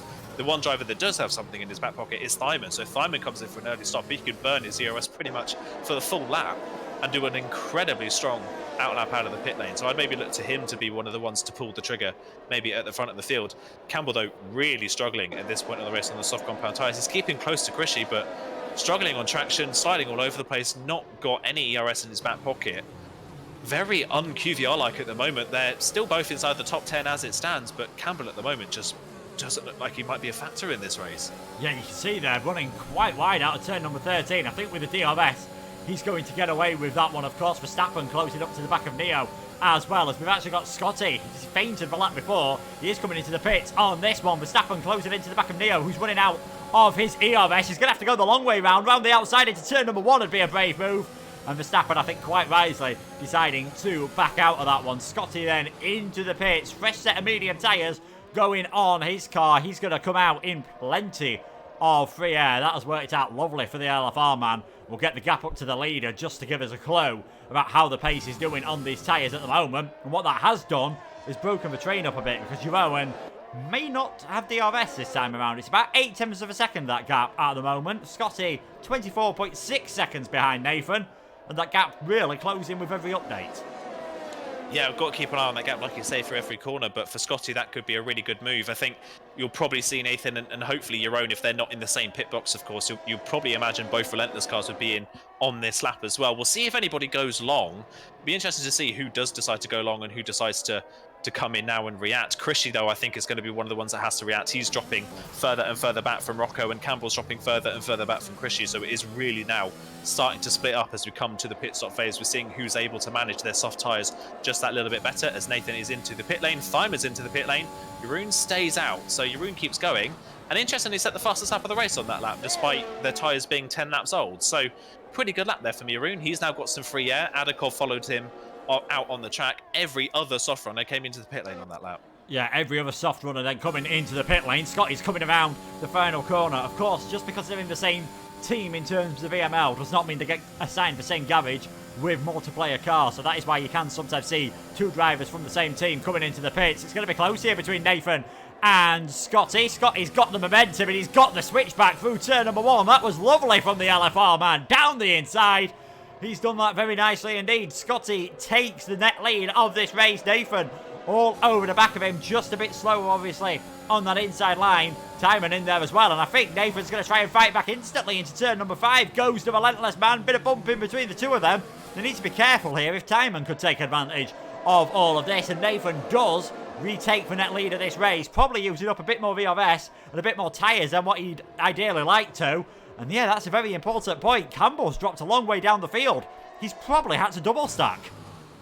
Yeah, that definitely looks the case. I would have maybe first suggested it might have been a wing change that we didn't see, but yeah, that would have cost him even more time. So yeah, maybe Campbell has had to double stack with someone, and that has really put QVR on the back foot. He is now out on his own, 3 seconds behind the next soft runner. That is going to be so difficult to get back within that DRS range, and that whole pit stop phase really has split up all of the soft runners at the front of the field. It is really, really split up throughout the front, as Jeroen and Adakov are now both into the pit lane then, so they're the final soft runners. Well, Wagner's still going, but of course he started outside of the top 10. We'll see Jeroen and Adakov come out in relation to the leaders who are coming just down the pit straight now. I think Scott is going to try and re-go for the lead here. Jeroen is actually going to be, they're going to be 3 wide here into turn 1. That was really close, a horrible pit exit for that, but somehow Jeroen has managed to still come out in 3rd position there. I think that slight battle between Nathan and Scotty on that lap has definitely helped Adakov and Jeroen come back out in the places they already were. And in fact, Adakov got a brilliant exit from turn 4, was thinking about a move on Thyman, but wasn't quite close enough, as again Nathan goes for the lead of the race and gets back ahead into the net lead.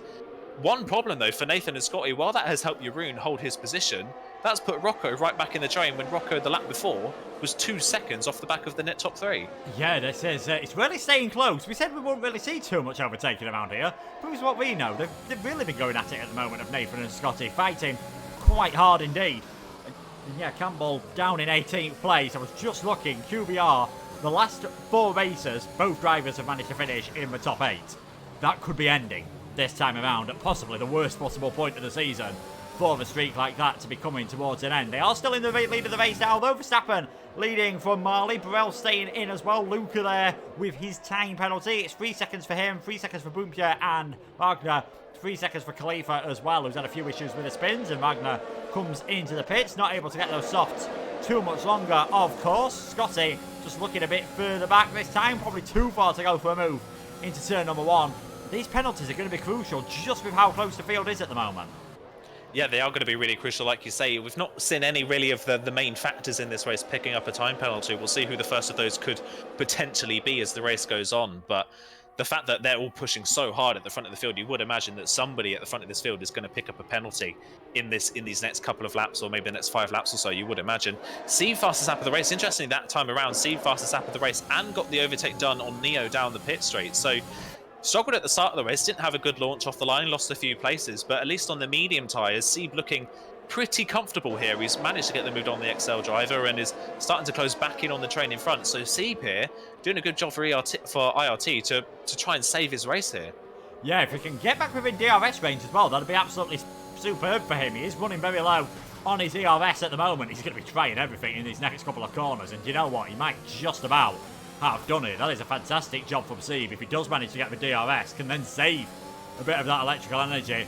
Just see how things go for him for the rest of this race. Scotty a bit further back again this time. Looks like maybe just resting for the next couple of laps. Happy to just stick in this extremely long train for the net leader of this race. Another fastest lap then from Seeb on that occasion. He is trying as he might to get onto the back of this train. If Verstappen comes into the pits now, I'm expecting him to stay out another few laps. He would come out in between Neo and Campbell. By the time he comes into the pits, expected to be behind Campbell. But on a set of soft tyres, who knows what could happen with this one as all the cars making their way through turn 5 once more. That is still who is yet to pick, Khalifa and the top 7. Those still yet to come into the pits. It's been incredibly close. You can't really predict this one at the moment, and you can't really predict how things are going to work with the alternate strategy. Might just be tough, though, for Verstappen, Marley, Burrell and Luca, given by the fact that those leaders aren't really spread out. They're all in a train. They're going to have to try and find somewhere else to use it to make an overtake without the DRS.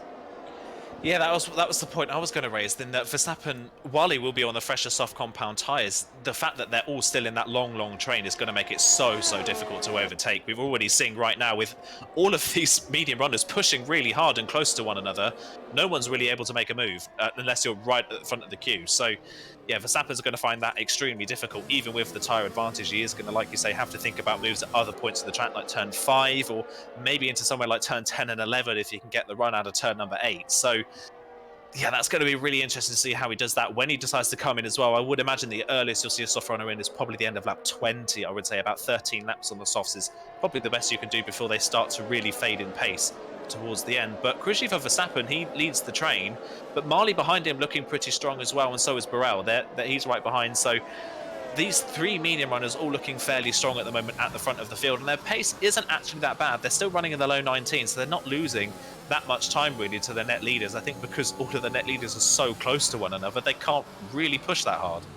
Yeah, can't really push that hard at the moment.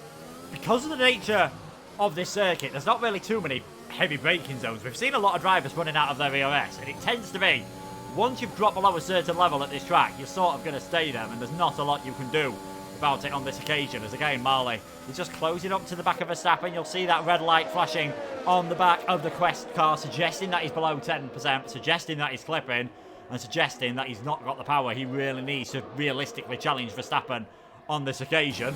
Scotty's doing a much better job of it, but again, 7/10 of a second back is probably a bit too far coming out of the final corner to really have a realistic challenge. Simon close to the back of Owen, as he has been all race, but just not been able to get ahead, just wasn't able to make that undercut work. And you can see we've got, I think it's 9 cars at the moment, all in this train, all without any penalties, all possibly with a chance of taking the net victory in this race. Who knows which way this is going to go in just over 17 laps time. Again, Timon getting a better exit than Owen ahead of him. Not thinking about fainting out, just trying to possibly scare Owen into a move. If anything, he spooked himself, goes a tiny bit deep, missing the apex. Adakov not close enough to do anything. We've hit that middle phase of the race now. We thought we might get this at the start. Everyone's just playing nice. Everyone's just happy to just sit there, not really go anything for stupid, not really go to damage their cars. Just keep the tyres in good shape for an all-out assault at the end. Yeah, that seems to be the way, isn't it? A lot of drivers are just kind of waiting for the right moment, and that's kind of how you have to play the game in these DRS trains. You have to wait till the end when people's tyres are just starting to die off, when you can capitalise on other people losing their grip at the very end of the race. I think Simon is probably the one that I'm looking at to be the one to try and make a march forwards. He's got the most DRS and has had the most DRS of anybody in this race the whole way through, and has been right up behind Jeroen the whole race. I think he's just, like you say, just biding his time, waiting for the right moment. So got to keep an eye on the QRT driver. The one driver I feel really sorry for at this point of the race is Campbell. If he did have to double stack in that pit stop phase, he's got good pace in the middle part of the lap, but he is just so slow in a straight line without DRS that he's losing all the time he's gaining on the train in front. And in fact, Campbell's lap times are in fact no faster than our race leaders. They're in fact pretty much identical. So Campbell here runs the risk of being behind Verstappen when Verstappen comes into the pit lane. So good for one QVR driver in that he doesn't have to make a move on his teammate, although it wouldn't be too much of a worry. Campbell's just, at the moment, just looks like he's going to get left behind. Yeah, it does indeed for him. We've had a swap then between the two IFR drivers. Pavel just looking like he might have been struggling a bit, and Luca managing to get ahead of him. Both of these have dropped off the back of Verstappen and Marley, which might be bad news for them when they come into the pits and try to work their way back up the field.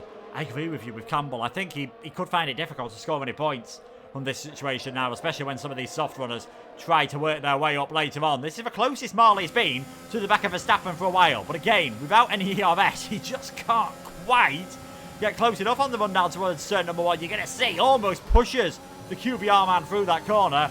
Nothing doing as Pavel and Luca swapping around once more. And again, Timon really close to the back of your own on the exit of the final corner. These drivers just starting lap number 18, 16 to go then. With this one, Adakov also close to the back of Timon. But you'd be a brave person to go for a dive bomb into turn number 1. It almost looks like that long run out of turn number 15 heading on that slightly, not banked corner, but that flat out corner. It looks like an ideal situation to be able to get an overtake. Just the break-in zone for turn 1 is exceptionally short. Unless you're alongside, the move's almost impossible. Yeah, the move is pretty much impossible, and the apex of the corner is so shallow as well, that it really makes it difficult to run side by side through the corner as well. So it is a very difficult overtaking opportunity at turn number 1. I think if they'd run, like you mentioned earlier on, like they do with the bikes, if they'd run the chicane at the first corner, that would definitely make it a lot easier for overtaking. But yeah, it's so difficult to find the right spot to make a move done around this track, and you've just got to time it perfectly. You can't risk a dive down the inside of turn 1 because you will just spin either off the curb or off the side of the other car. I mean, we've seen it in real life Formula 1 multiple times, even in practice sessions, as at the end of lap 18, Marley is into the pit lane for QRT, which is a bit earlier than I was expecting. But smart for Marley, he was all up behind Verstappen but couldn't find a way through. May as well pit a couple laps early, see if he can get the softs to the end of the race, but try at least to undercut QVR Verstappen and be the lead person on the softs at the end. Yeah, quite an aggressive undercut for Marley here, and you'd expect it to possibly work and might be able to break that DRS train. All importantly, we'll wait and see where he is going to come out relative to some of these other drivers. I think he is going to be just ahead of Campbell, and that is how much getting stuck in that double stack has cost Campbell. He's down in 17th. Marley's ahead of him. And Burrell and Luca are going to be pretty close to being ahead of him as well when they come out of the pits, and you'd imagine should be able to pass him. Not what Campbell needed, not what QVR needed either. Some other drivers who are not having the best of races, Samba, Marcel Grezdi and Bubia, just fell off the back of those lead runners on the medium tyres earlier on. They're now in 4th, 5th and 6th, with Samba's hard tyres probably better than those on the 2 cars behind him.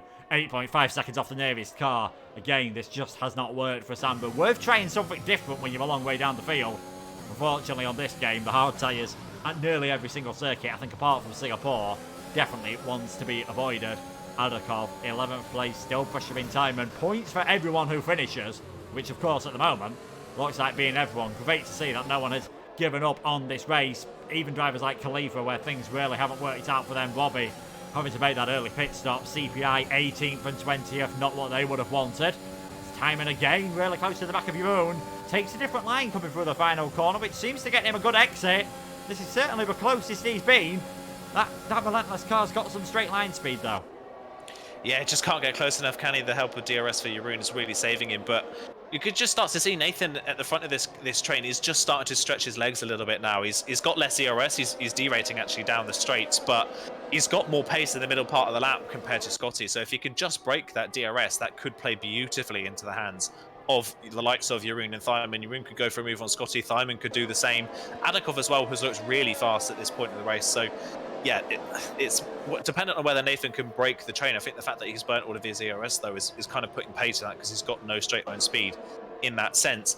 I am surprised though at how close Marley was to the queue already coming out of the pit lane. He came out of the pit lane and was only 2 seconds behind and is now straight back in the queue. So actually, those Marley and Verstappen especially haven't really lost any time at all by staying out as long as they have. They've not really lost any time to the train at all. So that's good for them that they'll be right in the thick of it. The only problem now is Verstappen comes into the pit lane and so does Luca, is Verstappen will probably now be behind Marley and could be even further down the queue, unable to make moves, especially if Marley himself can't make a move. Yeah, you'd expect Verstappen to be able to catch up once Marley starts getting stuck in this train. We are on board with the QRT, man. I'm trying to think about where he can get the moves done. Possibly turn 5 could be a better opportunity than turn number 1 here, because he should be so much faster than those ahead. Ooh! Oh, sorry to jump across there, but I was just riding on board with Thyman. Thyman's gone down the inside of Jeroen at turn number 1. He'd finally got the run, but again, the nature of that corner, there was no contact made between the two cars, but Thyman was just clipped the sausage curb on the inside of turn number 1, and what was looking like such a great race for QRT, and especially for Thyman, has put him completely out of this race now. It's put him now well down behind Verstappen and down towards Campbell, so that is a real horror show for QRT and for Thyman. Yeah, it is such a shame. We said sometimes you've got to be patient around here. We did miss that one on stream, unfortunately. But yeah, moves into turn number 1. Really, like we said, got to get it done before the corner. And it doesn't look like he's been able to do so on that occasion. What that has done, though, it has almost broke this train up. Jeroen's down nearly a second behind Scotty. He very briefly did go over that all-important 1 second mark for the DRS. Looks like he's done a good job of working things out his own net. Very clever from Nathan. That's not something we expected to see around here. He's letting Scotty have the DRS on the run down towards turn number 1. I wonder if that was just to ensure that Jeroen stayed in this train. He's not got a lot, though, of electrical energy, has Nathan. Should still be able to make this move very straightforward. Interesting tactics between Relentless there. I wonder if that was a call from Jeroen just to say, I might need a bit of help here, sticking with you guys. Can you just close this gap back up? A fairly smart move, I would say. Definitely, there's nothing wrong in doing it. We see it all the time in other league racing events as well. But yeah, pretty smart, I think, from Nathan. It's not cost him anything because he's straight back into the lead of the race. So he may as well just do that just to save the team. Of course, this isn't a single driver championship; it's a team championship at the end of the day. So Nathan doing that, even if it slightly affected him for that one corner, hasn't affected him in the long run, and has possibly saved Jeroen from a world of pain from a lot of cars behind, like Adakov, Rocco, Krishy, and Sieb. And Neo, and especially the soft runners further down, as to compound a horrible race, Campbell's now picked up a time penalty, which is awful for him, because he could have been able to stick with Barreau and Luca, as Luca has a horrible bit of oversteer out of turn 8 and is actually on the grass, but Campbell could have been able to stick with them coming out of this, but now with the time penalty, Barreau can go past and just kind of hold position now fairly easily. Yeah, and Marley's been all over the back of Neo in the middle part of this lap, and that's a brilliantly planned move. He's been thinking about that since turn number 7 and 8. It took all the way to turn number 13 for him to make it work, but that is Marley into the top 10. Where they've really got the pace, where you can use these soft tyres, are the parts of the circuit where you can't overtake. Where you can overtake, they've not really got any pace advantage at the moment, but the Verstappen with the fastest lap, perhaps unsurprising at the moment, in a bit of free air. He's up into 10th. He's now on the back of what is still a 10-car train for the lead of this race. Pavel's managed to get ahead of Campbell, who with that penalty, like we said, things just going from bad to worse for him at the moment. Verstappen, though, looks like he could be in a prime position to salvage that bonus point, and he might have seen how Marley was able to make them moves. These soft runners are going to get far up the field. It's just how far. It's also, can Marley's tyres make it right towards the end of this race? Now we'll see what Adakov can do. He's sort of been stuck behind Diamond this entire race. Diamond been stuck behind Jeroen as well. Just a bit of impatience from the Quest man. We'll see what the LFR man can do. They've only had one podium so far this season, but the way things are going at the moment, they're looking very good to maybe take that best of the rest slot in 3rd, heading into the final round. Yeah, perfect time to do it for LFR as well. I was going to mention this earlier on. I think we kind of expect Relentless to be at the front, like we mentioned earlier on. It seems to happen every week. But for LFR, they've been so strong at qualifying and never really been able to translate it to the race. Today, though, this is definitely, as a team, LFR's strongest showing by far this season as it stands, which is really, really nice to see them do. And seeing them at the front of the field, which is great to see. Scotty's still in 2nd, Adakov in 4th, but closing in on Jeroen. And as it has been all race long, Jeroen's in the train, but just doesn't seem to have a lot of pace in the train. All the drivers behind him seem to be faster than Jeroen, but can't really do anything about it. So they're just kind of sat behind in 4th at the moment. So it's dependent on whether they want to go for a move or not. But Adakov would have seen Thyman go for the move and then spin right in front of him.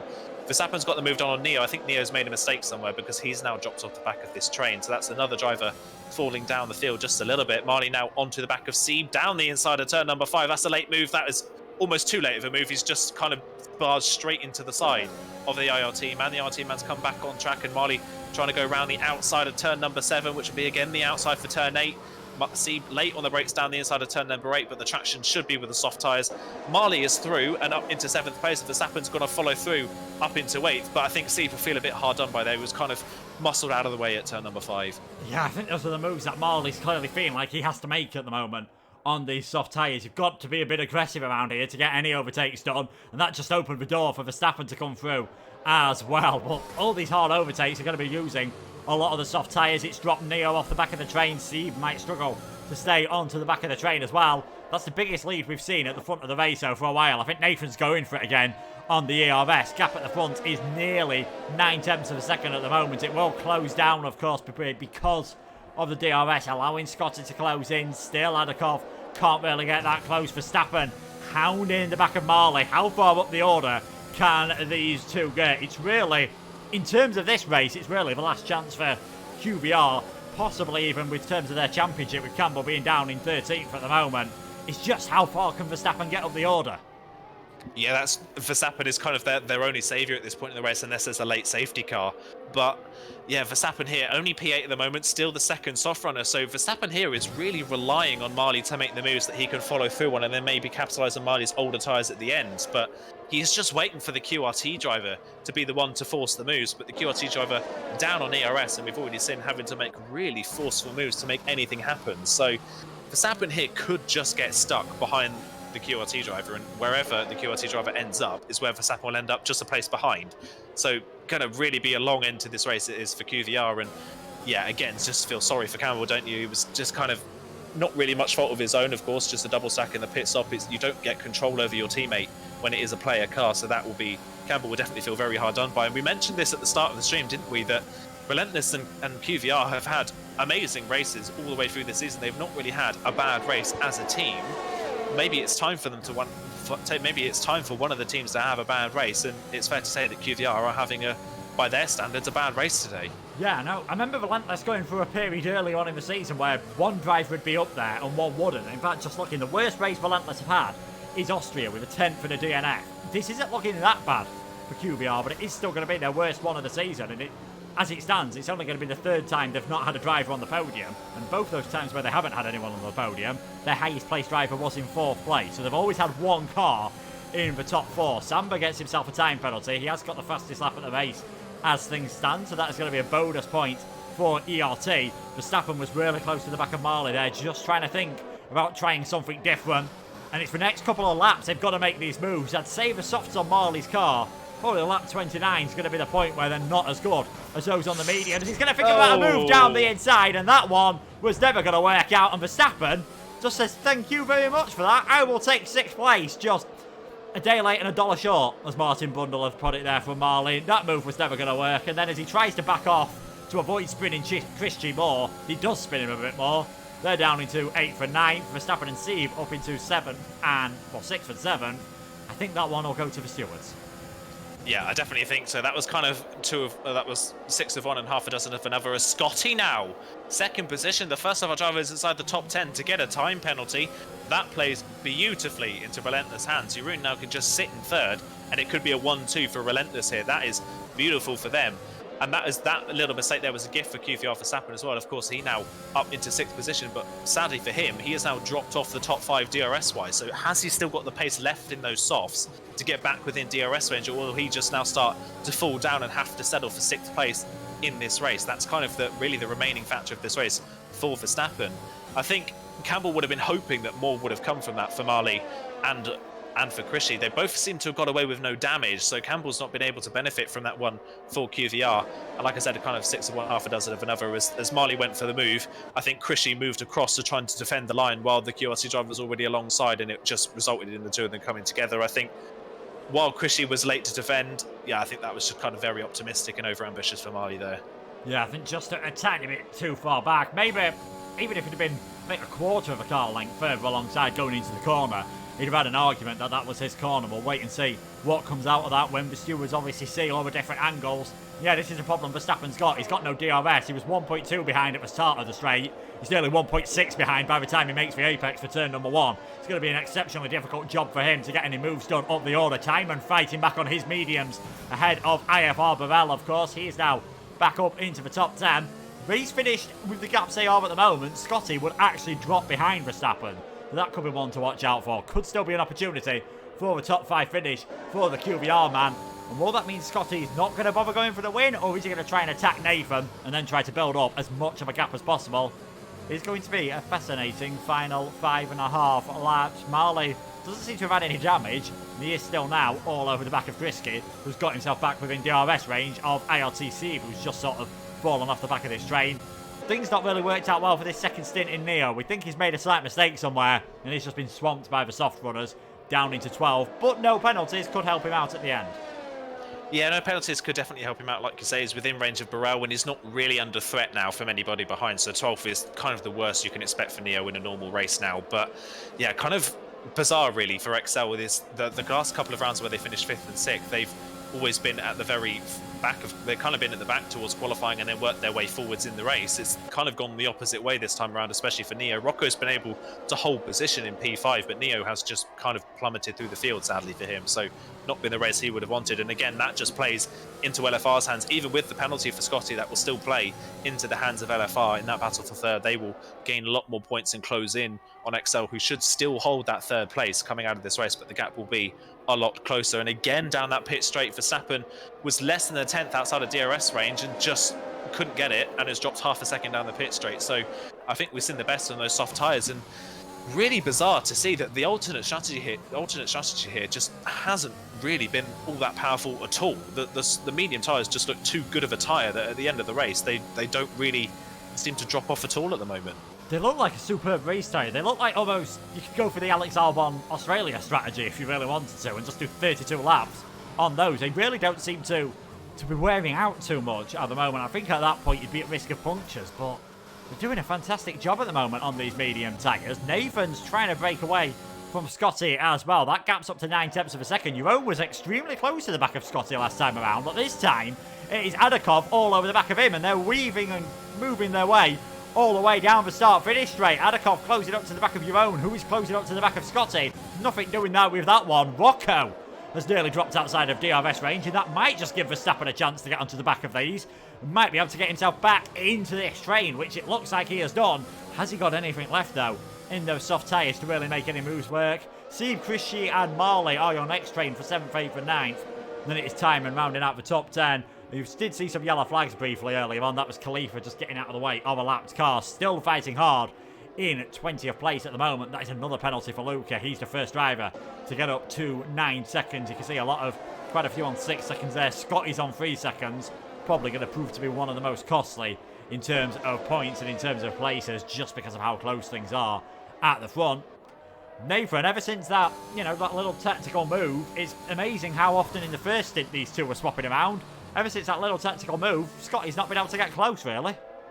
No, Scotty's just not had the pace on these medium tyres, and actually looks like he could drop out of DRS range here, which could play lovely for Jeroen if he can get up and past. And then it could be a relentless 1-2 on track. They can manage that a lot easier. And Scotty, I think, might have just missed out on DRS there. And you can already tell he's noticed that. He's moved over to the right-hand side and is weaving just that little bit. Got a yellow flag at the back. That is, I think, one of the CPI drivers. That's Robbie that's had a spin. Jeroen is closing in, but just not close enough. I think the saving grace for Scotty there is that Nathan has no ERS, so he's not actually that fast in the straight line. So that saves Scotty just that little bit. Jeroen, though, he's pushing hard in third position, trying to get past Scotty and defend from Adakov. He doesn't want to make a silly mistake because Adakov has got a lovely run out of turn number 4. Jeroen's having to defend the inside line. Can Adakov try and sneak his way around the outside of the corner? They make wheel-to-wheel contact, and they're just forced off of the road. That's kind of the nature of the corner. Jeroen holds on to the place, and then Adakov again trying to go for the outside line at turn 7, but can't get away through. They are really fighting for what will be a net second place in this race, and Adakov trying to salvage that second place for LFR, but just can't find a way through. That's been the story of the race, hasn't it? Jeroen has held third, but never looked fast enough to be in third. No, I think once he looks like he's got close to the back of Scotty to be able to go for an overtake, and just really nothing was doing with that one. Again, will they be arguing that he got pushed off track? I don't think so. I think Jeroen was trying everything, and just with really really worn out tyres. There's not a lot they can do. Nathan has got that gap up to above a second. Scotty's nearly got it above to a second, as it seems like the last lap crashers of F1 2021 seem to have returned themselves. They have returned, so it's radio commentary once again, it seems to me, unfortunately. But just riding on board with Adakov, I don't think he's going to be close enough for turn 1, but Adakov is just a lot faster in a straight line than Jeroen in front. He's got a lot more straight line speed. Oh, just as you cut away as well, just on board there. I think, yeah, Scotty's got a front left puncture. Wow, with 2 laps to go, front left puncture for Scotty. That is bizarre to see a puncture in the race that late on with a pit stop on around lap 9. I wonder if any other drivers are going to be thinking about that. I don't know if Jeroen's got damage from that because he was right behind when that happened. He might have hit his front wing on the back of the LFR driver, but what was looking so great for LFR means that is him now down the back of the field for Scotty. That is a few more places as well for QVR, which helps them further in the championship. But what a shame for Scotty, was having such a good race, and 2 laps from the end has got a puncture. Yeah, that is definitely not something you expect to be happening. So that's really obviously spread the entire field out. Adakov's now got back ahead of Jeroen. We are back into the lobby. Apologies for that slight interruption. That's really thrown everything completely out the window at the moment. And yeah, that's another certainty. A final game crash. This PS5 is really proving to be worth its money roundabout now, isn't it? Yeah, Scotty just plummets down the field, and that switches things completely around for the battle for third in the championship. What was looking pretty good for LFR. They've got one of their drivers up there, but Scotty's going to finish really far down the order. I think 17th place is going to be the best he can do. Final lap of the race, Jeroen closing up to the back of Adakov. Nothing doing for him on this occasion. Is he going to be able to do anything, though, in towards turn number 4? Both of them haven't got a lot of ERS at the moment. Both of them have barely got anything on their tyres, and I think Adakov has just got a good enough exit to be able to hold on to that one. What about Verstappen on the back of Rocco? He's too far back to do anything. Jeroen sent it down the inside into turn number 5. Not able to make that move work. Adakov holds on for another day. And where else are these drivers going to be able to fight? Where else are we going to be able to see a possible move for all of them? They are fighting until the death at the moment. It looks like Nathan is going to take the victory. Anything else on track, I can't really guarantee. And who knows, if Nathan gets a puncture in the final few corners of this race, it could be disaster for Relentless. Going to really bring QBR back into things. Here's Verstappen all over the back of Rocco. I think it is all just about going to stay as you were at the moment. Jeroen's ran a bit deep through turn number 13. Can he get a good run through 14? I don't think he's going to be close enough. It's Nathan who rounds the final corner then to take the victory here for Relentless, and a big step towards the championship victory for them. Adakov holds up for second place, and it is Jeroen just inside third, Rocco fourth, and Verstappen in fifth. Verstappen tried as he might on that alternate strategy. Relentless, I think now, with one hand on the trophy. Yeah, definitely a double podium for them. Verstappen, a great job to get up to 5th, but that kind of played into his hands, didn't it? 2 drivers in front of him spinning, and a puncture for another driver as well. So a lot of places gained there for Verstappen, and Campbell, down in 12th for Campbell.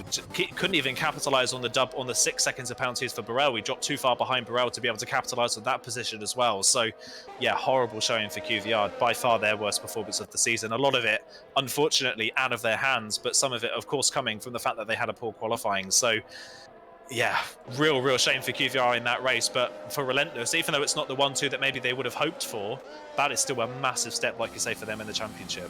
Yeah, I'm just going to try and quickly work out the maths at the moment as we're waiting for. It's going to be Robbie going to be the final finisher. It was 2 points at the start of the day. They'll have got a bonus point for the pole position. That is going to get their way up to 3 points. And I think in the race, as I just try and work things out quickly, they've got 45 points from this race. QVR have got 25. That is a 21-point swing today. The gap at the front of the championship is now up to 23 points. It's still possible. It's going to be a lot harder, though, for QVR now. Verstappen gets the in-game driver of the day as we see the drivers on the podium. Nathan taking the win for Relentless. That is his second win, I believe, of the season. I'll just quickly check that. No, it's actually his third win of the season. The first driver to get up for 3 wins and a 6th win for Relentless. They, as we've said, getting extremely close now to having this championship. Yeah, getting extremely close, like you're saying. Beautiful for them. That kind of points lead means that really next time out QVR can finish 1-2, and all Relentless needs to do is just follow them home. They don't really need to push all that hard for the victory. They just need to play it safe, and they should be fine. QVR need a round like this for Relentless next time out to be able to to win this championship and bounce back from that. So yeah, really on the back foot now for QVR. They're going to have to hope for a little bit of luck next time out. Yeah, and it is Abu Dhabi. We've seen, I think because we all know, we've seen plenty of strange championship deciders happen around Abu Dhabi. Nathan takes the victory then. Adakov with LFR's best result of the season in second place. Your own makes it in the last 2 races. Relentless have managed to get both of their drivers on the podium in both of them. That is a fantastic job for them. Rocco in 4th. Verstappen tried as he might. Those soft tyres just not quite giving him enough to get up the order in 5th. Sieb, Christie, Marley, Thyman and Neo rounding out the top 10. Burrell, Campbell, Marcel Gresdy, Luca, Samba, Boompierre, Wagner, Scotty, Robbie with the fastest lap at the end, and Khalifa. And I'm glad to say we had all the drivers finish, which is always great to see. Yeah, always great to see, like you say, to people finishing the race, especially Khalifa. Hats off to him. He was a lap down for a lot of that race, but just managed to bring the car home and score a point, which is nice for ERT. It's good for them. And yeah, good to see people continuing on, even if they've not had the best of races. I think a lot of people would have thought that after the first 5 laps of the race, they would have wanted to retire, because a lot of people's races went horribly wrong very, very early on. But yeah, nice to see people finishing the race. Yes, and now you can see there the calendar, 4 weeks' time. Yas Marina Circuit, the Abu Dhabi Grand Prix. Relentless now with that 23-point lead. They're just going to play it nice and cool around there, but Abu Dhabi, it's an interesting track. We can see plenty of different strategies. It is, of course, the older layout, the one that was used 2020 and before then, with that chicane in the first sector and that 11, 12, 13 chicane. I think, again, we'll see a lot of DRS passes there and a lot of DRS tactics with the 2 adjacent zones, but both with different detection points. Yes, it's a good racing track, really, on league racing side of things. Obviously, in real life, it didn't work, which is why it's been changed. But in league racing terms, it is a really, really good track for racing, especially that triple chicane, oddly enough. It's great to see people doing passes and repasses down there. Strategy-wise as well, that's going to be something really interesting to see for Abu Dhabi. Traditionally, on previous games, it's been a 2-stop, really, has been the favourable way. But as with this game, tyre wear is a little bit less strong. So drivers can do a 1-stop at Abu Dhabi if they want. But if they feel they're faster on a 2-stop, they can do the 2-stop strategy around there just fine. So that will add another element into the final round of the season. Yeah, we'll just have to wait and see for that. There is some more action, though, around Portimao tonight. Make your way over to the League Racing TV YouTube channel, and you'll be able to see the Premier Division there with James Head and Mike Edwards. And, of course, you'll be able to see TTML F1 and some other TTML leagues here on the Masters League channel. That is it, though, for me and Aidan for tonight. Thank you so much for joining us, and we'll see you in 4 weeks' time. Relentless have taken a big step towards the title, but as tonight has proved, it's very easily can things go wrong here in EML. Take care of yourselves, everyone, and goodbye.